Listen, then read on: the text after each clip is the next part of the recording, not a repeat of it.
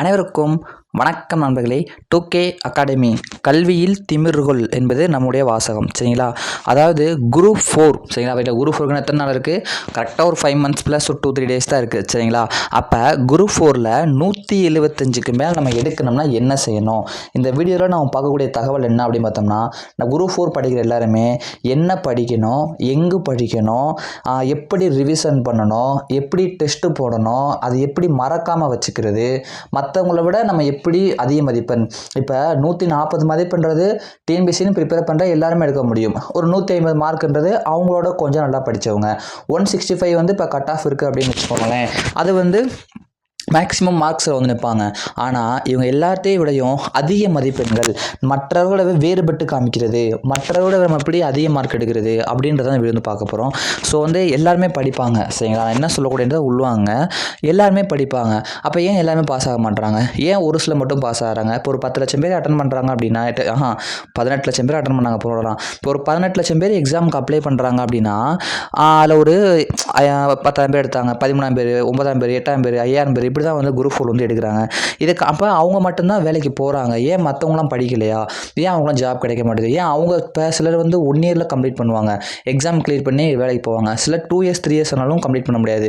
3 years கூட okay. ஆனால் சிலர் 10 years 8 years 7 yearsலாம் வந்து படிச்சுட்டு இருப்பாங்க.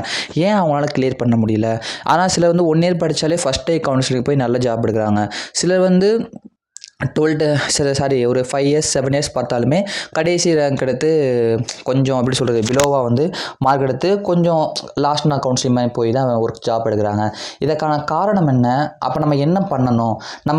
நம்ம ஃபஸ்ட் டே கவுன்சிலிங் போய் என்ன பண்ணணும்? மற்றவங்களோட கூட மதிப்பெண் எடுக்கணும், நம்ம என்ன பண்ணணும்? அப்போ நம்ம எப்படி படிக்கணும்? அதை தான் வந்து இந்த வீடியோவில் நம்ம வந்து முழுமையாக பார்க்க போகிறோம். சரிங்களா? ஸோ ஃபஸ்ட்டு ஒரு விஷயம் புரிஞ்சுக்கோங்க நம்மளே. குரூப் 4ல் நம்ம 105 எடுக்கிறோன்னா, ஃபஸ்ட்டு நிறைய பேர் கொஸ்டின் கேட்குறீங்க, சார் நான் நோட்ஸ் எடுத்து படிக்கணுமா அப்படின்னு கேட்குறீங்க. நான் வீடியோ பார்க்கக்கூடிய எல்லாரும் வந்து ஒரு லைக் ஒரு ஹைப் பண்ணிட்டு வீடியோவை பாருங்கள். நம்ம வீடியோ பார்க்குறதுக்கு ஒரு விஷயம் சொல்கிறேன். நம்ம டெஸ்ட் பேட்ச் ஒன்று ஸ்டார்ட் பண்ணியிருக்கோம். வருகிற சண்டே, அதாவது நெக்ஸ்ட்டு சண்டே வந்து அதற்கான தேர்வு ஃபஸ்ட்டு டெஸ்ட் வந்து நடக்குது. விருப்பம் உள்ளவர்கள் ஜாயின் பண்ணி படிங்க. கண்டிப்பாக நல்ல ரிசல்ட் எடுக்கலாம். பெஸ்ட் பேட்சோடைய டீட்டெயில்ஸ் வந்து நம்ம இந்த யூடியூப் கீழே டிஸ்கிரிப்ஷனில் கொடுக்குறேன். அப்படியே நம்ம யூடியூப்லேயுமே போட்டிருக்கோம். அது என்னென்னு பாருங்கள். சரிங்களா? நல்லா வந்து ஒரு டெஸ்ட் பிளான் வந்து ஸ்டடி பிளான் வந்து நம்ம கொடுத்துருக்கோம். சரிங்களா? எல்லாரும் வந்து நல்லபடியாக பாருங்கள். பார்த்து முடிஞ்சளவுக்கு ஜாயின் பண்ணி நல்லா படிங்க, டெஸ்ட்டு போடுங்க. சரிங்களா? ஸோ நோட்ஸ் எடுத்து படிக்கணுமா அப்படின்னு சொல்லி நிறைய பேர் கேட்குறாங்க. நோட்ஸ் வந்து நம்ம தமிழுக்கு எடுக்கணும் அப்படின்னு பார்த்தா எல்லாத்துக்குமே எடுத்துகிட்டு இருக்க முடியாது. சரிங்களா? ஸோ அப்போ மேக்ஸுக்கெல்லாம் நோட்ஸ் எடுக்க தேவையில்லை. அப்போ ஜிஎஸ்க்கு நோட்ஸ் எடுக்கணுமா சார் அப்படின்னு கேட்டிங்கன்னா, ஒரு மேலோட்டமாக ஆண்டுகள், மறக்கக்கூடிய ஆண்டுகள், மறக்கக்கூடிய முக்கியமான பெயர்கள், இந்த மாதிரி முக்கியமானது மட்டும் நோட்ஸ் எடுத்து வச்சுக்கோங்க. சார் இப்போ 5 மாதம் தான் இருக்குது, நீங்கள் நோட்ஸ் எடுக்கலாம்னு சொல்கிறீங்க, டைம் டிலே ஆகாதா? ஆகாது. சரிங்களா? ஒரு நாளைக்கு ஒரு 1/2 hour நோட்ஸுக்கு டைம் ஸ்பெண்ட் பண்ணுங்க. ஒரு நாளைக்கு 5 மணி நேரம் படிக்கிறீங்கன்னா ஒரு 1/2 hour டைம் ஸ்பெண்ட் பண்ணி ஷார்ட்டாக கடகடன்னு எழுதி வச்சுக்கோங்க. உங்களுக்கு புரியுற மாதிரி இருந்தால் போதும். எழுத்து அழகாக இருக்க வேண்டிய அவசியம் இல்லை. சரிங்களா? கலர்ஸில் எழுதணும் அவசியம் இல்லை. சரிங்களா? நோட்ஸ் எடுக்கணும். மறக்காமல் இருக்க என்ன சார் பண்ணணும்? மறக்காமல் இருக்கணும்னா ரிவிஷன் பண்ணணும். எப்படி சொல்கிறது? இப்போ 10 days படிக்கணும், அடுத்து ஒரு 10 daysக்கு அப்புறம் ஒரு 5 days என்ன பண்ணணும்னா, இந்த 10 days படிச்சு தான் நம்ம 5 daysல முடிக்க நம்ம ட்ரை பண்ணணும். நம்ம 15 நாளுமே அந்த தான் படிக்கணும். சரி, 5 daysக்கு அப்புறம் என்ன சார் பண்ணுறது? இந்த 5 days படிச்சோல்ல, அதை 2 days படிக்கணும். 17 நாட்கள். அப்போ நீங்கள் 10 நாட்கள், அந்த 17 நாட்களுமே நீங்கள் குறிப்பிட்ட சப்ஜெக்ட் தான் படிக்கணும். புரியுதுங்களா? அப்போ மூட படிச்சிட்டிங்கன்னா அது கொஞ்சம் மறக்காமல் இருக்கும். சார் அப்படி நான் படிக்கிறேன், ஆனாலும் எனக்கு மறந்து போகுது சார், நான் என்ன சார் பண்ணணும்? அப்போ டெஸ்ட்டு போட்டு பாருங்கள். சரிங்களா? நம்ம வந்து ஒரு விஷயம் சொல்லுவாங்க, நம்ம சின்ன வயசில் ஸ்கூல் படிக்கிற நிறைய பேர் தெரியும். அதாவது 10 தடவை படிக்கிறத காட்டிலும் ஒரு தடவை நம்ம எழுதி பார்க்குறதுன்றது 100 தடவை படித்து சம்மந்தமெல்லாம் நம்ம சின்ன வயசில் ஸ்கூலில் சொல்லுவாங்க. இப்போது அதான் சொல்கிறேன். நம்ம 10 தடவை ஒரு ஸ்கூல் புக்கை படித்து மெமரி பண்ணுறதை விட ஒரு 2 டெஸ்ட்டு அட்டன் பண்ணி பார்த்தீங்கன்னா அது அப்படியே மைண்டில் ஸ்டோர் ஆயிரும். சரிங்களா? அதனால் முடிஞ்ச அளவுக்கு டெஸ்ட்டு போட்டு பாருங்கள். கண்டிப்பாக மறக்காமல் இருக்கும். சரிங்களா? அடுத்து என்ன சார் பண்ணுறது?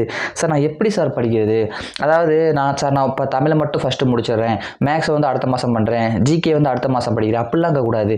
ஒரு நாளைக்கு டெய்லி காலை தமிழ் தான் நீங்கள் ஃபஸ்ட்டு படிக்கணும். புரியுதுங்களா?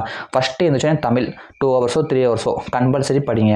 அதுக்கப்புறம் 1 hour 2 hours மேக்ஸ் போட்டு பாருங்கள். முதல் தமிழ், அப்புறம் மேக்ஸு, அதுக்கப்புறம் என்ன சார் பண்ணுறது? ஜிஎஸ் ஒரு 2-3 ஹவர்ஸ் படிக்கணும். அப்போ 2-3 ஹவர்ஸுமே ஜிஎஸ்னா எப்படி சார்? ஹிஸ்ட்ரினா ஹிஸ்ட்ரி மட்டும் தான் படிக்கணுமா? பாலிட்டினா பாலிட்டி மட்டும் தான் படிக்கணுமா? அப்படி கிடையாது. ஒரு 2 ஹவர்ஸ் ஹிஸ்ட்ரி படிங்க. இன்றைக்கி என்ன கிழமை? சண்டே. அப்புறம் மண்டே என்ன பண்ணுங்கள்? ஒரு 2 hours polity, Tuesday 2 hours history, மறுபடியும் Wednesday 2 hours polity, 2 hours history, மாற்றி மாற்றி one day history one day polity, one day history one day polity, இப்படி படிச்சுட்டே வாங்க. 2 ஹவர்ஸ்னே சொல்லுவேன்.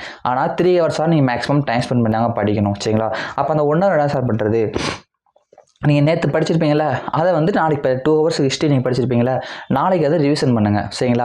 ஒரு 2 மணி நேரம் பாலிட்டி படிக்கிறீங்களா, நாளானைக்கு அதை ரிவிஷன் பண்ணுங்கள். இப்படியே ஒரு 2 மணி நேரம் படிங்க, 1 மணி நேரம் ரிவிஷன் பண்ணுங்கள், 2 மணி நேரம் படிங்க, 1 மணி நேரம் ரிவிஷன் பண்ணுங்கள். இந்த மாதிரி படித்தோம்னா நமக்கு மறக்கவும் செய்யாது, டைம் சேவ் ஆகும். சரிங்களா?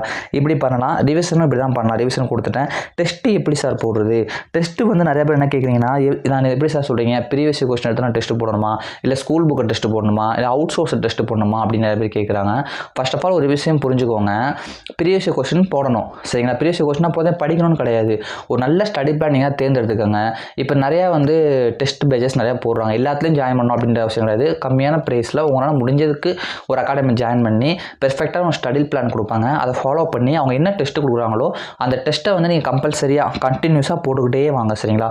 போட்டுக்கிட்டே வந்தீங்கன்னா ஒரு நல்ல ரிசல்ட் கிடைக்கும். ஒரு அகாடமியில் கிடையாது, 1 or 2 ஜாயின் பண்ணிக்கோங்க. ஏன்னா இப்போ ஒரு அகாடமியோட டெஸ்ட் கொஸ்டின் இப்போ நம்ம வச்சுருக்கோம் பேட்ச், நம்ம பேட்ச் வந்து நெக்ஸ்ட் வீக் டெஸ்ட் நான் சொன்னேன்ல, விருப்பம் உள்ளவர்கள் ஜாயின் பண்ணிக்க. நம்ம ஒரு மாடலேஷன் டெஸ்ட் கொஸ்டின் எடுப்போம். இப்போ இன்னொரு அகாடமினா அவங்க ஒரு மாடலேஷனில் கொஸ்டின் எடுப்பாங்க. அப்படின்றப்ப ஒரு 2 அகாடமி நம்ம போட்டு பார்த்தா அப்போ நம்மளுடைய மைண்ட் வந்து சரி எப்படி கொஸ்டின் கேட்டாலும் நம்ம அடிக்க முடியுன்ற ஒரு நிலைமை வரும். ஸோ அதனால் டெஸ்ட் போட்டு பாருங்கள். சார் வேறு என்ன சார் பண்ணுறது அப்படின்னா, எங்கே சார் படிக்கிறது?